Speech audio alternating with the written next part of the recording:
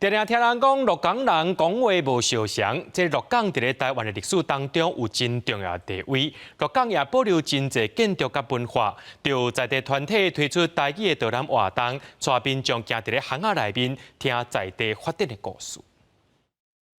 暗地啊，吼，啊你咧，靠地啊，靠地啊，落地啊，靠地啊，暗地啊，对无？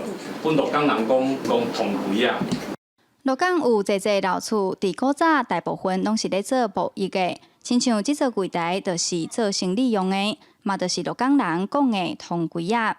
行出即栋有200年历史的老厝，一路上的建筑拢有故事。这是鹿港在地团体推出的暗时导览活动，带民众行伫巷仔内，听在地的发展过程。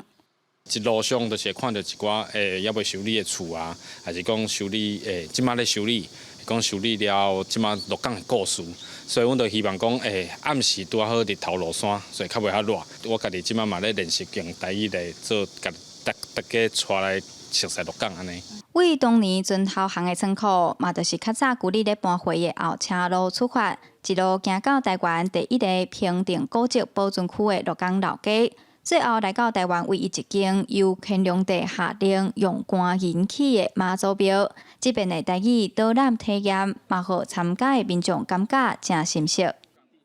真特别，因为我无定定咧讲台语，但是导览讲到袂歹。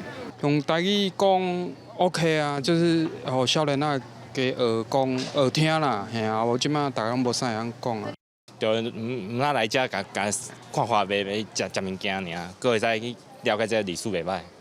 主办单位表示，伫鹿港一般百姓的旧厝都有4000外间，有10%的空厝率。若无人关心，这个旧厝行远久来，可能就慢慢啊消失去。因毋望透过导览活动，互更较侪人做伙来关心旧厝的历史，互在地的故事会当继续写落去。记者杨淑晴综合报道。